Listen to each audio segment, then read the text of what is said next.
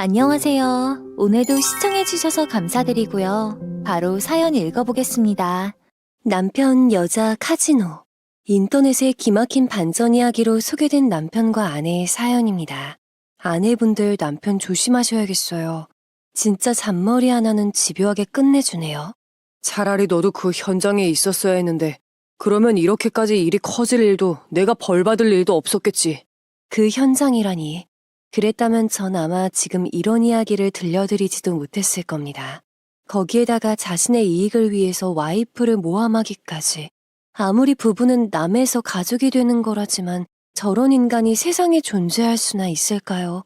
오늘 제가 이 말도 안 되는 사연을 들려드릴게요. 안녕하세요. 저는 30대 유부녀였습니다. 저의 직업은 건축 현장에서 인테리어 필름을 붙이는 일이에요. 처음에는 돈을 많이 벌 수 있다는 말에 시작한 일이었죠. 악착같이 자격증을 따고 일을 시작하면서 차근차근 경력을 쌓아왔습니다. 당연히 처음엔 힘들었어요. 아무래도 건축 쪽 일이다 보니 남자들 틈에서 일하는 게 여간 쉬운 일은 아니었거든요. 그래도 하다 보니 재밌기도 하고 보람도 느꼈고 무엇보다 적성에도 맞았습니다. 그렇게 이 악물고 버티면서 이제는 어엿하게 한 사업체를 운영하게 되었죠. 남편도 이 일을 하면서 만나게 되었어요. 제가 사업체를 운영한 지 얼마 되지 않았을 시점에 거래처로 알게 되었습니다. 건축자재 납품하는 곳 직원이었거든요. 같이 일을 하면서 호감을 느끼게 되고 자연스럽게 연인으로 발전해서 결혼까지 하게 된 것이었죠. 결혼하기 전부터도 일을 하게 될 때 웬만하면 남친 쪽에 물건을 의뢰했기 때문에 점점 더 잘 돼서 독립까지 하게 되었습니다. 그렇게 남편도 개인적인 사업체까지 운영하게 되었어요. 그런데 이렇게 되기 전까지도 시모는 은근히 못마땅해 하셨다는 겁니다. 여자가 그런 일을 해서 되겠니? 아무리 날고 기어도 남자가 하는 것만큼 벌기나 하겠어. 그냥 좀 얌전한 일 좀 하면 안 되겠니? 내 아들도 돈 좀 만지겠다. 생각 좀 해봐라. 도대체 일에 있어서 얌전하고 말고할 것이 어디 있나요? 게다가 아무리 남편이 사업체를 운영하게 되었어도 수입은 제가 더 좋습니다. 제 덕분에 이렇게 된 걸 아시면서도 이제는 내조를 해야 할 때라면서 결혼하고 나서도 얼마나 잔소리가 심하셨는지 말도 못합니다. 그래도 그때마다 시아버님께서 거들어 주셨어요. 결혼하기 전부터도 젊은 사람이 그런 일 하기 쉽지 않은데 하면서 기특해 하셨거든요.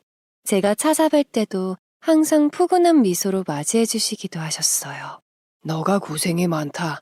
젊은 나이에 그런 일 하기가 쉽지도 않은데 철없는 남편 내조까지 톡톡히 하고 그래도 몸 상하지 않게 쉬엄쉬엄 하면서 해라. 시모는 아직까지도 제가 이런 일을 하는 거에 대해서 탐탁치 않아 하셨지만 저는 제 일에 대한 자부심을 느끼고 있습니다. 아직까지도 남편이 제 도움을 많이 받고 있기도 하고요. 이렇게 나름 평화로운 날들이 지나가고 있는데 어느 날 아주버님께서 연락이 오셨습니다. 재수씨, 혹시 저희 처가댁 인테리어 필름 작업 좀 해주실 수 있나요? 이번에 집 인테리어를 새로 싹 하기로 했는데 필름은 또 재수씨가 전문이잖아요. 형님네 친정에서 이번에 인테리어를 하기로 했는데 필름 작업을 저에게 맡기기로 한 거였습니다. 솔직히 너무 바빠서 할 겨를이 없었지만 아주버님이 부탁하셔서 특별히 시간 내어서 하기로 결정했어요. 게다가 원래 가격보다 조금 더 저렴하게 해주기까지 했죠. 할 일이 산더미였지만 워낙 급하다고 그래서 먼저 가서 작업을 해줬습니다. 이제는 솔직히 웬만하면 직원을 시키는 일도 많았지만 특별히 제가 직접 가서 해주었죠. 그런데 여기에서부터 문제가 생긴 겁니다.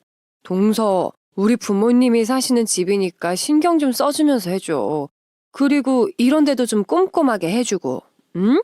나 솔직히 다른 곳이 더 잘해주고 더 저렴하게 해준다고 하는데도 일부러 동선해서 하는 거야. 알지?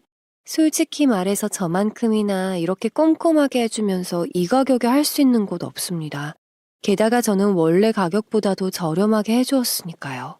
그런데 다른 곳이 어디인진 모르겠지만 저렇게 생색을 내면서 일하는 내내 괴롭히더군요. 그냥 얼른 끝내는 게 나을 것 같다는 판단하에 직원들을 좀 더 투입시켜서 작업을 시작했습니다. 그런데 저한테는 그렇다 쳐도 저와 같이 일하는 사람들에게까지 은근히 갑질을 하는 겁니다. 저기요, 여기 이렇게 되는 거 맞아요? 아니, 내가 인터넷에서 봤더만 좀 더 꼼꼼하고 예쁘게 되던데 여기는 왜 그런 거예요? 내가 나이 먹었어도 알 건 다 알아요. 일을 믿고 맡겼으면 그냥 기다리면 되지. 수시로 찾아와서 저렇게 사사건건 시비를 거는 겁니다. 제가 몇 번 경고하기도 했어요. 어머니, 이거 저희가 아직 마무리된 것도 아니고요. 그리고 지금 차차 하고 있는 중이에요. 믿고 맡기셨으면 그대로 두시면 저희가 예쁘게 해드릴 테니까 걱정 마세요. 제가 나서서 단호하게 말하니 그제서야 삐죽대며 물러섰었죠. 그런데 여기에서 끝이 아니었습니다. 그렇게 작업을 마무리하는 날이었는데 뭐가 불만인지 내내 표정이 좋지 않는 겁니다. 저 포함해서 직원들도 이번 작업은 너무 잘 됐다고 했을 정도였기 때문에 그런 태도가 의아하기만 했죠. 솔직히 말해서 나도 막 100% 마음에 들거나 그러진 않아. 일부러 동선회해서 한 건데. 그래서 잘해줄 줄 알았는데 이렇게 해서 실망도 했고. 꼭 돈을 다 받아야겠어? 너무 어이가 없었습니다. 이 작업을 시작하기 전에 가격을 이야기했을 때도 깎아달라느니 할부로 해달라느니 정말 말이 많았었거든요. 그랬기에 제가 최소한으로 할인해서 했었던 거였습니다. 에이, 재수씨, 우리 사이에 이 정도 해주는 걸로 돈을 이렇게나 받아요? 뭐도 깎아주는 것도 아니고. 에이, 너무하네. 재수씨 화끈한 줄 알았는데 아니었네. 본인이 저한테 부탁을 해놓고 제가 가격을 측정하려고 하니 했던 말이 떠올랐습니다. 그런데 작업이 다 끝나자 이번에는 형님이 저러는 겁니다. 저와 직원 모두 어이가 없어서 벙쪄 있었죠. 형님, 솔직히 이것도 제가 정말 저렴하게 해드린 거예요. 이렇게 해주고 나면 저희는 남는 것도 없고요. 그리고 직원들이 이렇게나 와서 고생을 했는데 그렇게 말씀하시면 안 되죠. 그런데도 계속 이런 걸 꼭 돈을 받아야겠냐면서 본인 엄마랑 둘이서 중얼거리더군요. 진짜 이 집 해주느라 그동안 일도 못했는데 이런 식으로 나오니 어이가 없었습니다. 고마운 줄을 모르고 호의를 권리로 알고 있는 것 같아서 화까지 났던 것 같아요. 저도 더 이상 물러날 생각이 없었기 때문에 계속해서 세게 밀고 나갔습니다. 결국에는 본인들도 할 말이 없으니 돈을 주었죠. 하지만 생각할수록 괘씸한 겁니다. 본인들이 그렇게 나오면 제가 어쩔 수 없다는 듯 돈을 안 받을 거라고 생각했던 거죠. 그게 보이니 더 받아야겠다는 생각이 들었던 것 같아요. 그런데 문제는 이 사건이 시댁에까지 흘러들어갔다는 거죠. 결국에는 남편과 제가 소환이 되었습니다. 가보니 이미 아버님과 어머님이 언쟁을 벌이고 계셨어요. 두 분은 입장 차이가 있으셨던 겁니다. 아니, 내 얼굴에 먹칠을 해도 유분수지. 내가 앞으로 창피해서 사돈댁 얼굴을 어떻게 보니? 어차피 이래나 저래나 식구인데 넌 꼭 그렇게 돈을 받아야 속이 시원한 거니? 어머님, 애초부터 아주버님께서 돈을 주신다고 약속했어요. 그리고 엄연히 줘야 되는 것이 맞고요. 저희 부모님도 저한테 이렇게는 부탁 안 하십니다. 오히려 가족이라고 더 잘 챙겨주신다고요. 일하는 내내 직원들 아랫사람 부리듯 하고 저도 서운한 거 말하려면 더 말할 수 있어요. 굳이 이 일을 시댁에까지 전해서 이렇게 크게 만든 것 자체가 황당했습니다. 본인들이 잘못한 건 쑥 빼놓고 완전히 저만 매정한 사람으로 만들어 놓은 거예요. 거기에다가 시모는 자기 얼굴에 먹칠을 했다면서 있는 대로 소리를 지르는데 정말 이게 뭔 말인가 싶더라니까요. 제가 참지 않고 다 받아치자 시모는 더 악에 받쳐서 소리를 지르면서 저를 혼냈습니다. 그러다 옆에서 아버님이 그만하라며 언성을 높이셨어요. 그만하지 못해.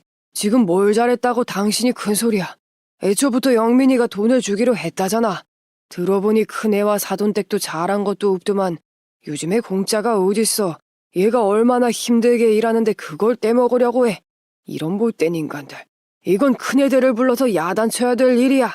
아버님이 저렇게 말씀하시니 시모도 꼼짝 못했죠. 그저 눈으로만 저를 흘기시는데 저도 치지 않았습니다. 그런데 제가 더 화가 나는 건 바로 남편의 태도였어요. 제가 저렇게 꾸중을 듣는 동안 한마디도 하지 않았으니까요. 아무리 본인 형이랑 연관된 일이라고 해도 어떻게 사람이 저럴 수가 있을까요? 그 집안에서 제 편이라고는 아버님밖에 없는 것 같았어요. 같이 사는 남편도 저러는데 제가 뭘 바라나 싶은 생각까지 들었습니다. 아버님이 너는 남편이 되어가지고 그러고 가만히 있는 게 잘하는 짓이냐고 한마디 했더니 그나마 시모를 말리는 척이라도 하는 겁니다.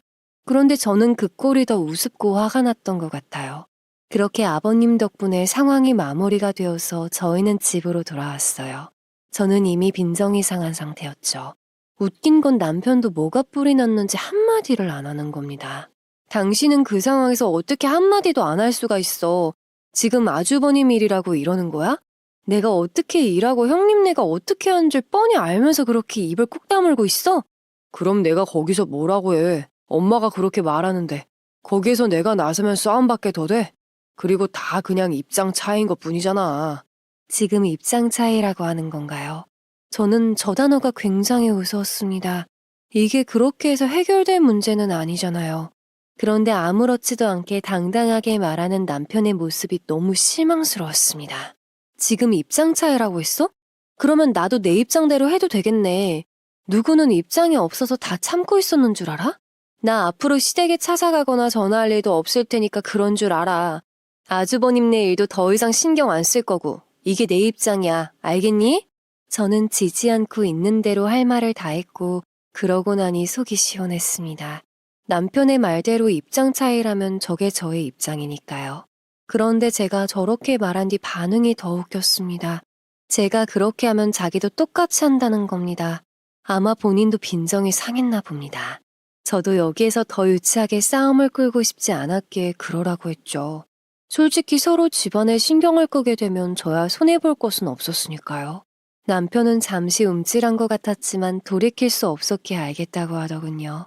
저는 바로 다음 날에 친정집을 찾아가서 그간 있었던 일을 말하면서 앞으로 남편이 여기에 신경 쓸 일은 없을 거라고 했습니다. 생각해보면 그동안도 엄청나게 신경 쓴 것도 아니었으니 달라지는 건 없었죠. 뭐 너희가 그렇다면야 그렇게 해라. 그런다고 뭐 달라지는 거야 했니? 그래도 부부싸움 너무 오래 가면 그것도 안 좋으니까 우리한테는 신경 안 써줘도 되니 너희 일은 너희 선에서 얼른 화해하고 마무리해라. 엄마의 입장은 제 뜻을 존중해 주시는 거였어요.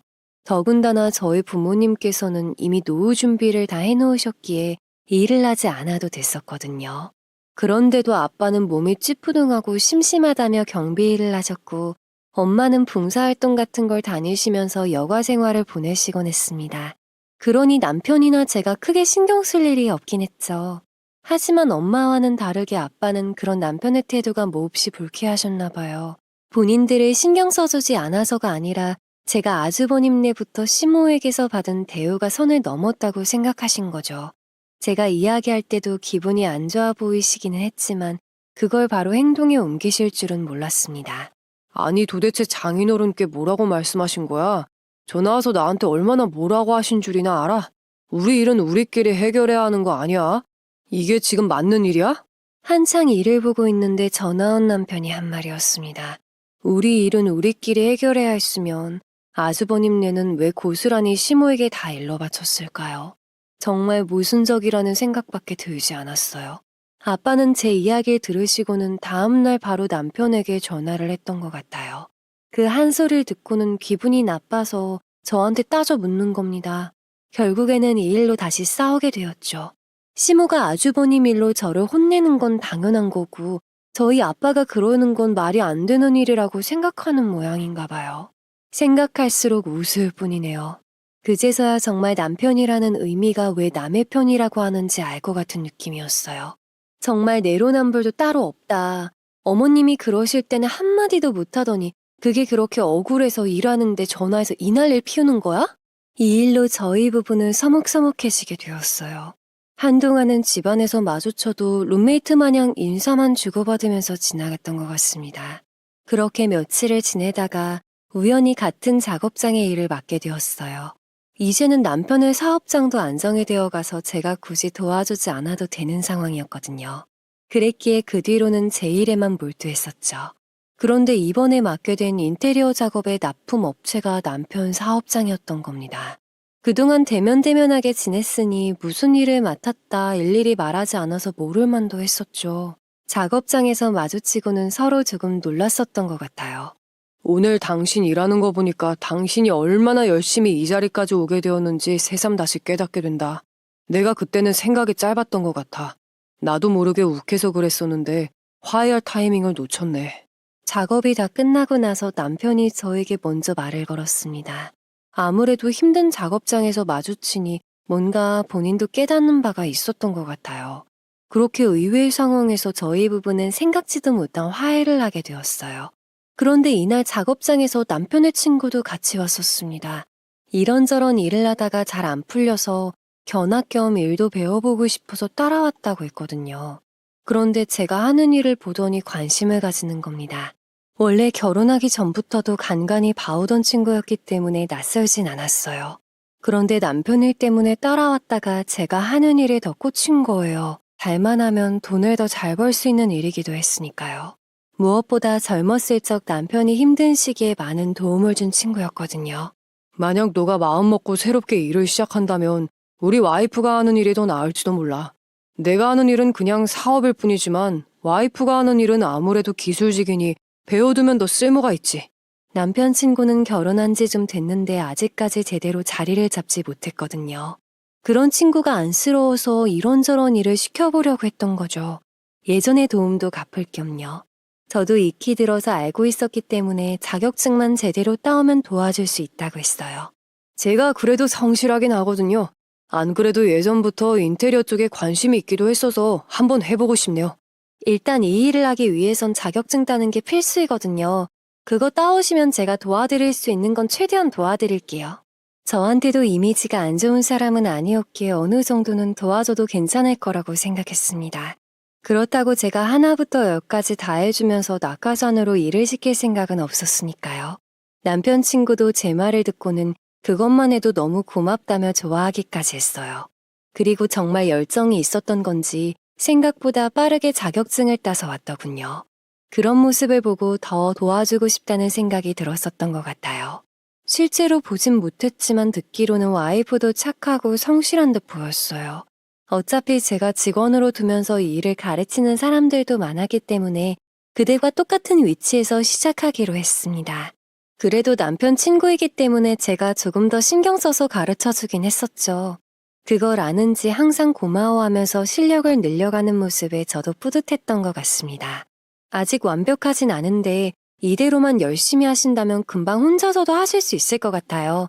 조금 더 디테일하게 작업하시는 걸 신경 써서 하시면 될 것 같아요. 제가 하는 말도 귀 기울여서 듣고 무슨 일이든 열심히 하려는 모습이 좋아 보였습니다. 당연히 이러한 상황이 계속될 줄로만 알았죠. 남편과의 사이도 점점 회복이 되어가고 있었기에 여러모로 안정적인 시기라고 생각했어요. 그런데 그건 제 착각일 뿐이었나 봐요. 어느 날은 일이 생각보다 일찍 끝나기도 했고 원하는 인테리어 자재를 좀 보고 싶어서 남편 업장으로 찾아갔습니다. 그런데 직원만 있는 거예요. 한창 사업을 열심히 할 때는 하루도 빠짐없이 출근하려고 했거든요. 게다가 남의 손에 맡기면 안 된다면서 손수 자기가 하려고도 했었죠. 그런데 아무리 제가 오랜만에 갔다고 하더라도 직원만 있으니 이게 웬일인가 싶었습니다. 그래서 물어봤더니 뜻밖의 대답이 나왔어요. 오늘은 아직 출근을 안 하셨어요. 게다가 요즘에 사장님 출근도 항상 늦으시거나 아예 안 오시는 날도 많았어요. 제가 남편이 없는 걸 의아하게 생각하면서 이것저것 묻자 직원이 대답을 했습니다. 저는 저 말이 황당하게 들릴 수밖에 없었어요. 항상 집에서는 출근한다며 제 시간에 나갔었으니까요. 그랬기에 이러한 상황이 도무지 이해가 되질 않았습니다. 일단은 온 김에 제가 원하는 인테리어 자재들을 살펴본 뒤에 남편에게 전화를 걸었어요. 그런데 주변이 시끌벅적하는 겁니다. 제가 말을 해도 정신이 없어서 통화가 제대로 되지 않을 정도였어요. 일단 집에 와서 이야기를 하자고 하고 마무리 지었죠. 도대체 무슨 일인 거야? 대체 어딜 갔길래 그렇게 시끌벅적한 건데?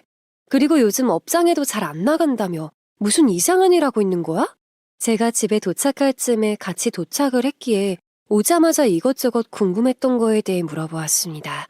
이때 남편의 표정은 무언가에 사로잡혀서 흥분된 상태인 듯 보였어요. 분명 무슨 일을 벌이고 있는 것이 틀림없다는 생각이 들었죠.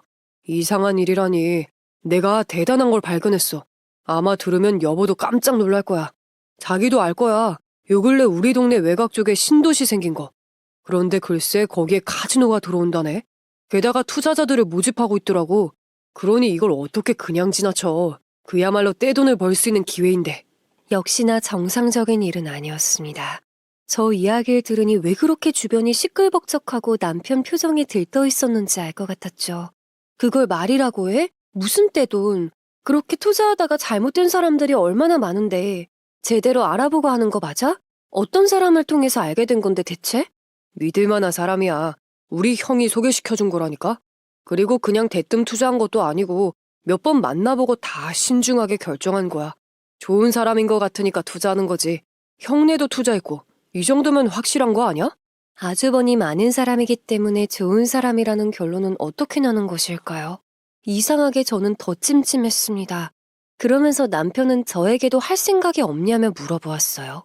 이미 형님도 같이 투자를 했다면서요. 하지만 저는 생각이 없다며 단칼에 잘라서 거절을 했습니다. 당연히 남편에게도 깊이 들어가지 않은 상태라면 투자금을 뺐으면 좋겠다고 했지만 들어먹질 않았어요. 자기의 감을 믿으라면서 온갖 허세는 다 떠는 겁니다. 그런데 여기에서 더 웃긴 일이 일어난 겁니다. 바로 형님에게서 전화가 온 거예요. 동서, 어제 서방님한테 카지노 투자건에 대해서 들었다며. 게다가 거절했다고 하던데. 아니 대체 왜 이런 좋은 기회를 걷어차는 거야? 이런 기회 흔하게 오는 거 아니야. 지금이라도 생각 바꿔봐. 남편은 그새 아주버님에게 말했는지 형님이 이런저런 이야기를 하더군요. 하지만 저는 이번에도 단칼에 거절을 했습니다. 이미 신뢰가 깨진 사이였기 때문에 도저히 찝찝한 기분을 떨쳐버릴 수가 없었거든요. 동서, 이렇게 거절해놓고 우리가 나중에 잘 됐을 때 콩고물 떨어질 거라고 기대하지도 마. 알겠지? 저에게 잘 되더라도 절대 아무것도 안 해줄 거라고 약 올리면서 말을 하는 겁니다. 그런데 오히려 저는 그 말을 들으니 거절하길 잘했다는 생각이 더 들었어요. 하지만 문제는 이 이후로 남편이 본인의 사업에는 일제 신경을 쓰지 않는다는 거였어요. 투자자들이랑 이곳저곳 보러 다니고 다 일이라는 핑계로 놀러 다니느라 정신이 없었거든요. 게다가 이 시기에는 형님의 행실도 의아할 수밖에 없었습니다. 혜수야, 나 오늘 백화점 갔다가 너 형님 되는 사람 봤다? 엄마랑 같이 있는 것 같던데 둘이서 명품 쇼핑백 양손에 한가득 들고서는 신나게 여기저기 다니더라고. 요새 하는 일이 잘 되고 있는 거니? 형님네 친정과의 일을 알고 있던 엄마에게도 의아한 광경일 수밖에 없었어요. 게다가 항상 죽는 소리만 했었기에 더 그런 마음이 들었던 거죠. 그때 문득 카지노 투자건이 떠올랐지만 친정엄마에게는 일부러 말하지 않았습니다. 모르겠어 나도. 요새 뭐 아주버님이 하는 일이 잘 되시는 것 같던데 연락 안 한 지 오래돼서 나도 잘은 몰라. 엄마에게는 대충 둘러대고는 전화를 끊었습니다. 정말 일이 잘 돼서 그러는 거면 상관이 없지만 그게 아니라면 골치 아픈 일이 생기겠다라는 생각이 문득 들었던 것 같아요. 형님은 그 전부터도 사치하는 버릇이 있다는 걸 알고 있었거든요. 게다가 이번 일은 남편과도 연관이 되어 있다고 생각하니까 당연히 마음이 편치만은 않았습니다. 그렇게 불편한 마음으로 그날 하루를 보냈던 것 같아요. 그런데 어이없는 상황은 연속적으로 일어났습니다. 이번에는 남편 친구의 일이었어요. 처음에는 그렇게 성실하더니 어느 순간부터 본인이 하고 싶은 대로 일 처리를 하는 겁니다. 물론 자신만의 노하우가 생겨서 그 방식대로 편하게 일을 하는 건 좋습니다. 하지만 남편 친구는 아직은 정석대로 하는 게 좋을 시기임에도 불구하고 제가 하라고 한 것 중 귀찮은 건 다 빼고 얌체처럼 일을 하는 거예요. 거기에다가 이제는 자기 생각대로만 하려고 하는 게 가장 문제였던 겁니다. 이 시기는 남편 친구가 실력이 점점 좋아지고 자신만의 노하우도 생기려고 하던 참이기도 했어요. 그 말은 제가 더 이상 가르쳐줄 것이 없다는 뜻이기도 했죠. 그래서인지 제 말을 더 듣지 않으려고 하는 거예요. 저에게서는 이제 빼먹을 만큼 다 빼먹었다는 것처럼요. 이렇게 하시면 안 돼요. 본인만의 노하우로 특별하게 하는 건 좋지만 이건 그게 아니라 고객을 속이는 거잖아요. 당장은 쉽게 일하는 것 같아서 편하게 느껴져도 이게 계속 지속이 되다 보면 결국 신뢰를 잃게 되고 본인만 손해보게 되는 거라고요. 에이, 재수씨, 제가 지금 이 일을 배운 지가 얼만데 아직도 저를 가르치려고 하는 거예요? 저도 이제 할 만큼 해요. 이 정도는 제가 다 생각하고 하는 거라고요. 이제는 제가 말을 하는 건 아예 들으려고 하지도 않았습니다. 솔직히 말해서 남편 친구처럼 이렇게 거만해지는 사람 한두 명을 본 게 아니거든요. 결국 결말은 손해보는 거로밖엔 안 끝납니다. 그걸 알기에 제가 미리 경고 차원에서 하는 말이었어요. 그런데 제가 말을 하면 할수록 이제는 기분만 나빠하는 겁니다. 거기에다가 자기는 이제 할 만큼 했고 혼자서도 잘할 수 있으니 독립을 하고 싶다고 하는 거예요. 솔직히 이제 재수 씨 밑에서 배울 만큼 배웠다고 생각해요. 요즘 저한테 더 이상 가르칠 거 없다는 거 인정하시죠? 이제는 저도 독립할 때가 됐다고 봅니다. 독립을 하려면 할 수 있겠지만 제 입장에서는 너무 이르다는 생각이 들기도 했습니다. 아무래도 건축업계 쪽이 텃세도 심하다 보니까 조금 더 현장에서 실력을 갈고 닦는 편이 낫다고 생각했으니까요. 실제로 조금 늦더라도 그렇게 해서 나간 사람이 더 탄탄하게 오래 가는 걸 봐왔기 때문이었어요. 그래서 저는 한 번쯤은 설득해 보려고 했었죠. 하지만 당연히 듣질 않았습니다. 민수 씨 뜻이 정 그러신다면 어쩔 수 없죠. 독립하세요. 대신 이제 저한텐 더 이상 도움받을 수 없다는 것도 아셔야 합니다. 독립을 하는 순간 이제 완전히 혼자서 헤쳐나가야 하는 세상이 되는 겁니다. 자식이 부모 품을 떠나거나 경제적인 독립을 하는 것과 비슷한 이치라고 생각하면 되겠네요. 그런데 남편 친구는 콧방귀를 뀌면서 걱정하지 말라는 듯이 말하는 거예요. 그래서 더 이상 이 사람 일은 걱정하지 않아도 되겠구나라는 생각이 들었습니다. 솔직히 말해서 한 사람이 독립을 하게 되면 저도 신경 쓸 일이 줄기 때문에 당연히 편할 수밖에 없으니까요. 오히려 홀가분한 생각까지 들었었죠. 그렇게 조금 덜 신경 쓰면서 제 일에만 몰두하고 있던 시기에 남편에게서 어이없는 말을 듣게 되었습니다. 바로 돈 이야기였어요. 자기 돈 좀 있으면 좀 빌려줄 수 있어? 한 3억 정도? 달라는 거 아니고 빌려달라는 거야. 내가 꼭 배로 해서 갚을게. 아니 대체 뭐 때문에 3억이나 필요한 건데? 혹시 그 투자 때문에 그런 거야? 투자 잘못된 거 맞지? 사실대로 말해봐. 남편은 대뜸 저에게 3억을 빌려달라고 했습니다. 한두 푼도 아니니 당연히 의심을 할 수밖에 없었어요. 게다가 요즘 투자자들이랑 여기저기 다닌다고 사업도 내팽개친 상태였으니까요. 뭔가 잘못되어도 한참 잘못됐다는 생각이 들었던 거죠. 남편을 뭘로 보고 잘못된 거 아니야. 아무래도 이게 보통 일은 아닌 것 같아. 이런 기회 놓칠 수 없어. 그래서 더 투자를 해보고 싶어서 그런 거야. 이렇게까진 얘기 안 하려고 했는데 자기가 하도 의심을 하니까 정말 솔직하게 얘기하는 거야. 결국 카지노에 더 투자를 해보고 싶으니까 3억을 빌려달라는 거였습니다. 누구 집 개의 이름도 아니고 그런 돈을 누가 덥석덥석 빌려줍니까? 그런데 너무 아무렇지 않게 말하는 남편 모습을 보니 어이없어서 웃음도 안 나오는 겁니다. 거기에다가 정말 잘 되고 있다는 증거를 보여달라고 하니까 그냥 자기 직감이 그렇다는 거예요. 지금 주변도 다 신도시이기 때문에 개발도 잘 되어 있어서 여기는 안 될 수가 없다는 겁니다. 자기가 요즘 투자자들이랑 여기저기 다니면서 다 알아봤다고 하면서 거드름까지 피우더군요. 현금 없어도 괜찮아. 대출이라도 해서 어떻게 해서든 3억을 좀 만들어봐. 내가 진짜 이런 직감 들었던 적이 없어서 그래. 나 한 번만 믿고 같이 투자해보자. 어떻게 저 말을 듣고 믿을 수가 있을까요? 아무리 부부 사이에서는 신뢰가 중요하다고 하지만 이거는 다른 문제가 아닐까요? 제가 안 된다고 해도 절대 물러서려고 하지 않았습니다. 결국에 저는 최후의 방법을 쓸 수밖에 없었어요. 바로 아버님이었죠. 저는 시아버님에게 이 모든 이야기를 하고서도 허락하신다면 그때는 어떻게 해서든 3억을 만들어서 빌려주겠다고 했어요. 그랬더니 남편이 버럭 화를 내는 겁니다. 본인이 생각해도 안 된다는 걸 알기 때문이었죠. 그러면서 저에게 어떻게 아버님을 걸고 넘어질 수가 있냐는 거예요. 이런 걸 싫어하실 게 뻔한데 허락해 주시겠냐면서요. 본인이 생각해도 그런데 어떻게 저한텐 저렇게 쉽게 3억을 대출까지 받아가며 빌려달라고 할 수가 있는 거죠? 모든 것들이 이해가 가질 않았습니다. 결국 남편은 그렇게 화를 내고는 그 뒤로 삐져서 저와 말도 안 하려고 했어요. 그러던지 말던지 저는 제 일에만 몰두하고 있었죠. 그런데 또다시 엉뚱한 곳에서 일이 터지는 겁니다. 저 일이 있고 며칠 후에 한창 일을 하고 있는데 갑자기 모르는 여자가 들어오는 거예요. 이날은 상담 예약도 없었고 그렇다 해도 실제로 사무실로 찾아오는 경우는 없었기에 의아할 뿐이었죠. 그런데 대뜸 저에게 다가오더니 제 머리채를 잡고 흔드는 겁니다. 저는 너무 놀라서 아무 말도 할 수가 없었어요. 도대체 내가 뭘 잘못했길래 이러는 거지? 라는 생각만 들었던 것 같아요. 주변 직원들의 만류로 겨우 그 여자 소나기에서 벗어났던 것 같습니다.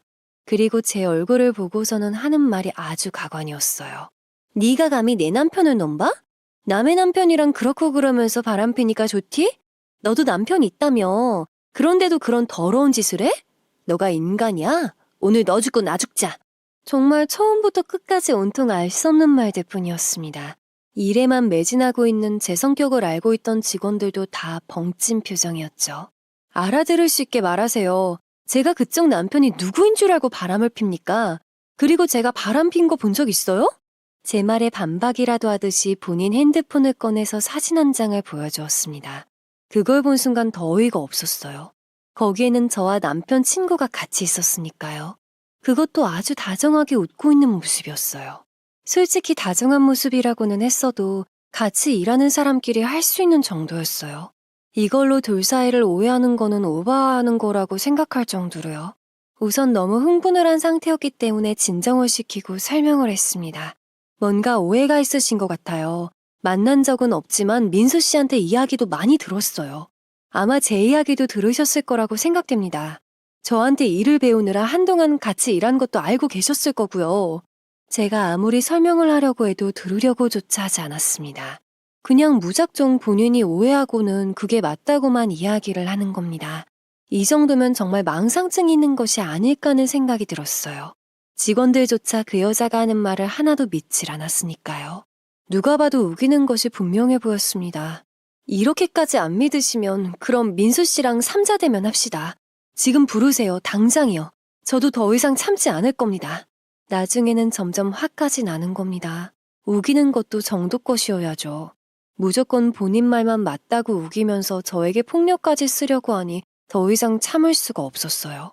그런데 여기에서 더 어이가 없었던 건 제가 저렇게 삼자대면 이야기를 꺼내면서 세게 나오니까 갑자기 주춤거리는 겁니다. 그러고는 저에게 화풀이 하듯 욕을 내뱉고는 사무실 밖을 나갔어요. 직원들 모두 저 여자 정신 상태가 온전하지 않은 것 같다고 말을 했어요. 저도 그렇게 생각했죠.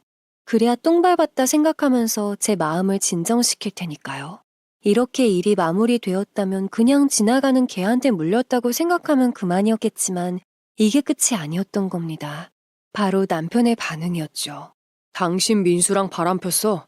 남편은 지금 동해번쩍 서해번쩍 하면서 어떻게 하면 잘 살아볼까 하고 있는데 내 친구랑 바람을 펴? 이러려고 걔 일 가르쳐준다고 한 거야? 당신 제정신이야 지금? 남편이라는 것도 아예 모든 일이 기정사실화되었다는 듯 말을 하는 겁니다. 저는 그 자리에서 바로 그 친구라는 인간에게 전화를 걸었죠. 하지만 도통 받질 않았어요. 이 정도 상황이면 본인도 모르진 않았을 테니까요. 저희 둘이 그렇고 그런 사이가 아니라는 건 본인도 잘 알 텐데 어떻게 일이 이 지경이 될 정도로 방관만 할 수 있는 건지 이해가 안 됐습니다. 급기야 남편은 이혼 소송 이야기까지 꺼냈어요. 나는 이렇게 내 친구랑 바람핀 여자랑 못 살겠어. 그러니까 우리 이혼하는 게 좋겠어. 이거는 명백하게 당신에게 귀책 사유가 있는 거니까 위자료까지 청구할 거니까 그런 줄 알아. 제 이야긴 들어보려고도 하지 않고 무조건 이혼 이야기부터 하는 겁니다. 이때부터 무언가가 이상하게 돌아가고 있다는 생각이 들었던 것 같아요. 마치 기다렸다는 듯이 위자료라는 단어를 꺼내는 것부터도 어이가 없었죠. 이때 확실하게 여기에서 말려들면 안 되겠다는 생각이 들었던 것 같아요. 그래서 그냥 이판사판이라는 생각으로 저도 세게 나갔습니다. 솔직히 제가 잘못한 건 하나도 없으니까 당당했거든요. 정말 이혼소송까지 간다고 해도 질 자신이 없었어요. 이혼소송? 위자료? 당신 지금 진심으로 하는 말이지? 그게 당신 뜻이라면 그렇게 하자. 나는 아니라고 하는데도 당신은 믿질 않고 친구라는 인간은 전화도 받질 않으니 별 수 없지. 법에게 맡기자. 나도 그러는 게 속편할 것 같아. 진 사람이 깨끗하게 제대로 위자료 지급하는 걸로 하고. 그랬더니 남편의 태도가 갑자기 바뀌는 겁니다. 거기에서 더 수상함을 느끼게 되었던 거죠. 제가 법에게 맡기자고 말을 하자마자 일단 민수와 연락이 되는 걸 보고 결정하는 게 낫겠다는 거예요. 그 전까지 제가 아무리 말을 해도 듣질 않았으면서요. 저는 끝까지 법대로 하는 것이 좋다고 했지만 남편은 피하기만 했어요. 이때 속으로 절대 그냥 넘어가면 안 될 것 같다는 생각이 강렬하게 들었던 것 같습니다. 무슨 꿍꿍이가 있는 것이 분명하다는 느낌이 들었으니까요. 그 뒤로 남편은 묘하게 저를 피하는 것 같았습니다. 그렇게 서서히 궁지에 몰아놓고선 지켜보려고 했었죠. 하지만 제가 미처 생각하고 있지 않았던 복병이 나타난 겁니다. 너 우리 아들 놔두고 바람 폈니? 내가 너 그런 일 할 때부터 알아봤어. 그 일 그만두라고 내가 몇 번을 말했니? 그런데 기어코 이렇게 일을 만들어? 어? 아무래도 제가 세게 나가기 전에 지원 요청을 하기 위해서 남편이 시모에게 말했나 봅니다. 다음날 아침이 되자마자 집으로 찾아와서는 대뜸 저렇게 소리를 질러댔죠. 웃긴 건 옆에서 남편은 어제와는 다른 태도로 안절부절하고 있었다는 거예요. 도대체 이 인간이 왜 이러나 하는 생각이 들면서 수상함만 커져갔어요. 엄마, 듣고 보니까 내가 오해한 것 같더라고. 그만해. 이제 이 사람도 출근해야 하고 나도 나가야 되는데 아침부터 왜 이렇게 오바해? 그냥 우리가 알아서 해결할게, 응? 부부 사이 일은 원래 부부끼리 해결하는 거랬어. 본인이 엄마에게 일러놓고서는 부부 일은 부부끼리 해결하는 거라는 말이 나온다는 것 자체가 우스웠습니다. 하지만 시모는 눈치가 없는 건지 여전히 저를 향해서 삿대질을 하며 언성을 높였어요. 내가 너 처음부터 마음에 안 들었어. 아주 우리 아들 잡아먹을 것 같이 생겨가지고는. 지 남편도 모자라서 남편 친구까지 싹싹하길래 아니면 여성스럽길래 너도 당장 정신 차리고 이혼해. 위자료 톡톡히 받아내고. 시모도 이혼에 위자료 이야기까지 하더군요. 누가 그 엄마의 그 아들 아니랄까봐 어이가 없었습니다. 본인 엄마의 그런 태도에 남편은 더 좌불안석인 듯 보였습니다. 옆에서 땀만 삐질삐질 흘리면서 말리기 바빴죠. 어머님, 그건 제가 바라는 겁니다. 어제 저 인간에게 나는 결백하니 법대로 해결하자고 했더니 꽁무니 빼낸 건 어머님 아들이었어요. 어떻게 할까요? 이왕 여기까지 오신 김에 이대로 법원까지 갈까요? 어차피 신뢰는 깨질 대로 깨졌다는 생각이 들었습니다. 그랬기에 더 이상 저도 물러서고 싶은 마음이 없었어요. 저번 일도 그렇고 매번 제 직업을 무시하는 발언까지 쌓였던 것이 한꺼번에 폭발하는 느낌이었죠. 제 태도를 보고 시모는 당황하는 듯 보였어요. 옆에서 남편은 계속해서 말리고 있었죠. 게다가 제가 정말 법원 갈 태세를 취하자 둘 다 조춤거리는 모습이 꼴사나워 보이기까지 했습니다. 결국 시모는 남편 손에 이끌려 나갔습니다. 하지만 나가면서도 그놈의 자존심 때문에 저에게 끝까지 삿대질을 해댔죠. 나이만 먹는다고 다 어른이 아니라는 말을 그 모습을 보면서 실감했었던 것 같아요. 그렇게 마음을 진정시키고는 출근을 했습니다. 이제 더 이상 남편이든 시모든 꼴보기가 싫어져서 정말 이혼을 해야 하나라는 생각까지 들었어요. 실제로 변호사까지 알아보기 시작했죠. 그런데 시간이 한참 지나고 오후쯤에 모르는 번호로 전화가 왔습니다. 저는 아무래도 기술직이면서도 사업체를 운영하고 있었기에 모르는 번호여도 서스럼 없이 받곤 했어요. 그런데 의외의 곳에서 전화가 걸려온 거였습니다. 바로 저희 아파트 경비원분이셨어요. 그렇다는 건 저희 집에 무슨 일이 생긴 건가 싶어서 황급히 용건을 물어봤죠. 저 1201호 사시는 분 맞으시죠? 지금 그 집에 불이 났어요. 난리도 아닙니다. 일단 소방차를 부르긴 했는데 불길이 점점 더 세져서 아무래도 와보셔야 할 것 같아요. 집안에 혹시 사람 있나요? 저희 집에 불이 났다는 믿을 수가 없는 말이었습니다. 저는 황급히 겉옷을 챙겨서 바로 아파트로 향했어요. 도착해서 보니 정말 베란다 창문으로 매캐한 연기와 불길이 쏟아져 나오고 있는 겁니다. 분명 아까 출근할 때 집안에 있는 것들을 다 체크하고 나온 걸 기억합니다. 절대 불이 날 일이 없었기에 이게 무슨 일인가 싶었죠. 그때 남편도 소식을 들었는지 황급히 달려오더군요. 이미 집 안으로 들어가려고 시도를 했던 건지 온몸에서 뜨거운 열기가 느껴졌어요. 아니, 이게 대체 무슨 일이야? 자기 나오기 전에 다 확인한 거 맞아? 저기에 우리 중요한 것들도 많잖아. 안 되겠다. 보험사까지 불러야 될 것 같아. 우리 예전에 화재보험 들어놓은 거 맞지? 내가 나오기 전에 하나부터 열까지 다 확인하고 나왔었어. 그리고 확인할 것도 없었던 게 뭘 하지도 않았으니까. 갑자기 이게 뭔 일이야? 이때까지만 해도 정말 갑작스럽게 일어난 일이라고만 생각했습니다.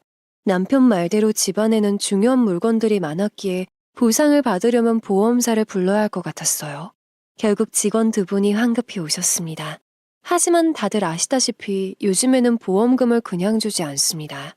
이것저것 다 조사를 한 뒤에 사고로 인정이 되면 받을 수가 있어요. 직원분들은 오시자마자 그런 사항에 대해서 하나하나 설명해 주셨습니다.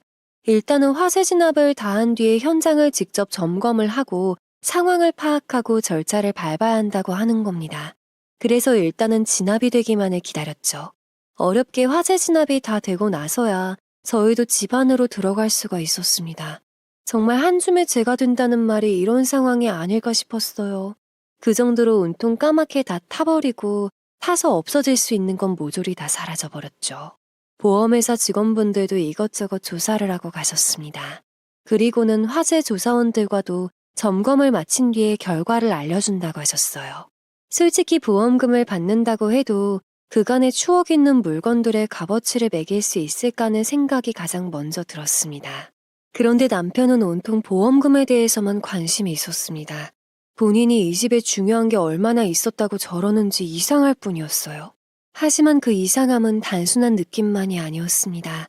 얼마 지나지 않아서 보험회사에서 전화가 왔어요. 그리고는 조심스럽게 회사로 방문할 수 있냐고 하는 겁니다. 무슨 일인가 싶어서 알겠다고 하곤 찾아갔죠. 당연히 저희 집이었기 때문에 남편도 있을 줄 알았습니다. 그런데 저 혼자뿐이길래 여쭈어봤더니 거기에는 다 이유가 있었던 겁니다. 아무래도 남편분께서 일부러 방화를 한 것 같습니다. 저희가 화재 조사원과 같이 집안 곳곳을 살펴보다가 이런 석유 자국을 발견했어요. 그때 남편분께서는 분명히 전기 누전이 원인일 것 같다고 이야기하셨거든요. 누전은 이런 식으로 흔적이 나질 않습니다. 보험사 직원은 화재 현장에서 찍은 사진 한 장을 건네주었습니다. 거기에는 냉장고 근처에 있는 석유 자국이 보였어요. 집에 불이 나고 보험회사에서 찾아왔던 날 남편은 아무래도 화재가 발생한 게 전기 누전으로 의심이 된다고 말한 적이 있었거든요. 와이프는 다 확인하고 나왔다고 했지만 아무래도 제 생각에는 전기 누전인 것 같습니다. 며칠 전에도 제가 혼자 있을 때 스파크 같은 것이 일었던 적이 있었거든요. 겉으로 보기엔 별 문제 없어 보여서 그냥 일회성으로 한번 일어난 것뿐이라고 생각하고 말았었죠. 침착하게 전기 누전이라고 말을 하면서 스파크까지 발견했다는 말을 들은 것이 기억이 났죠. 그때도 저는 동의할 수가 없었던 게 제가 직접 목격한 적은 없었기 때문이에요. 남편은 혼자 있을 때 봤다고 했지만 제가 혼자 있을 때는 그런 적이 한 번도 없었어요. 그래서 보험사 직원들도 조사를 했을 때 전기 쪽을 유심히 봤다고 합니다. 하지만 오히려 그쪽은 아무런 이상이 없었다고 해요. 그러다가 냉장고 근처에서 불에 연소된 석유 자국을 발견했던 거죠. 무엇보다 제가 아닌 남편을 의심한 이유도 있다고 했습니다. 석유 자국을 발견한 화재 조사원들은 혹시나 방화범의 소행일까 싶어서 주변 상권 CCTV를 확인해 봤다고 해요. 그런데 거기에는 남편이 무언가가 담긴 작은 통을 들고 화재가 나기 직전에 집에 들어간 장면이 찍혔던 거예요. 작은 통에 뭐가 들었는지를 모르니 경찰에게 수사 요청을 해서 주변 주유소 CCTV도 다 뒤져봤다고 해요. 그런데 조금 떨어진 한 주유소에서 남편이 석유를 사가지고 가는 장면을 발견한 거였죠. 그래서 바로 보험사에서도 저에게 연락을 한 겁니다. 당연히 경찰서에서도 연락이 왔습니다. 남편이 현재 잡혀와 있으니 바로 와봐야겠다는 거였죠. 그 CCTV를 보면서도 믿을 수가 없었는데 경찰에 연락을 받으니 온몸에 있는 털이 쭈뼛쭈뼛 서는 느낌이 들었던 것 같아요. 황급히 달려가 보니 남편은 언성을 높이며 자신이 한 게 아니라고 우기고 있었어요. 버젓이 증거가 있는데도 당당하게 말을 하더군요. 심지어 보험회사가 자기를 모함하는 거라면서 회사를 상대로 고소를 하겠다고까지 했습니다. 일을 마무리하기 위해 저와 같이 간 보험회사 직원분들도 어이없어 했습니다. 하지만 남편은 끝까지 당당한 태도를 유지했죠.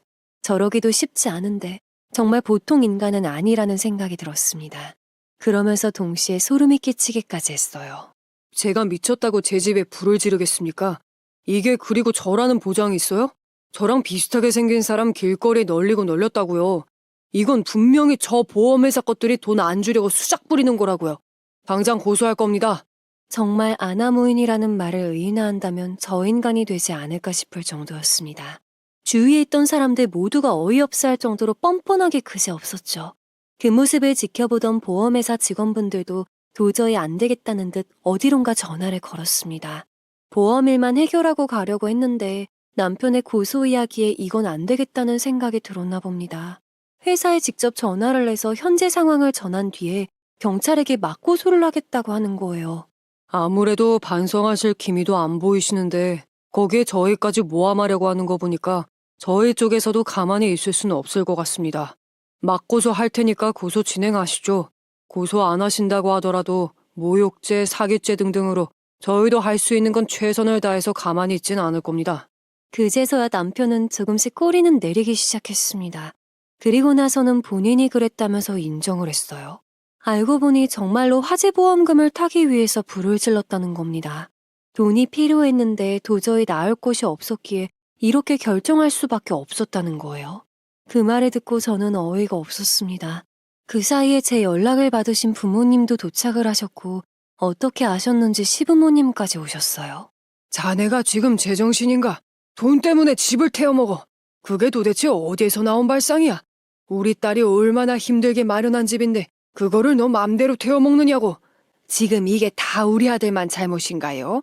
그쪽 딸내미가 워낙 기세등등하니까 우리 아들이 길을 못 펴고 살아서 그런 거 아니에요. 얘가 오죽했으면 그렇게까지 했을까요? 예? 뻔뻔하게 나오는 시모의 태도에 다들 황당했습니다. 아무리 고슴도치도 자기 자식은 예쁘다고 하지만 감싸줄 것이 따로 있지 어떻게 이런 것까지 편을들 수가 있을까요? 저는 도무지 이해가 되질 않았습니다. 그런데 그 순간 남편의 얼굴이 시아버님의 불사닥으로 인해서 소리가 나며 옆으로 돌아갔습니다. 다들 놀란 상태로 쳐다보기만 했죠. 너가 인간이야. 와이프가 저렇게 일 잘하고 돈을 잘 벌면 감사하지 못할 망정 돈 나올 곳이 없다고 집에다 불을 질러. 너가 결혼하면서 저 집 마련할 때 제대로 보태기라도 하고 이런 짓을 하는 거야. 저게 너 집이야. 이런 망나니 같은 이라고. 맞습니다.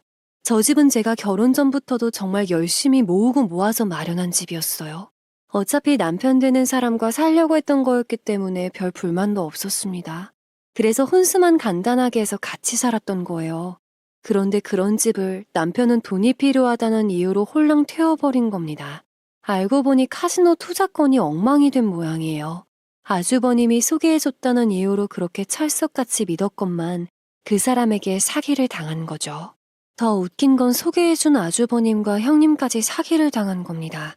저한테 더 투자를 하게 돈을 해달라고 했을 때부터 이미 빚이 쌓이고 있었던 거죠.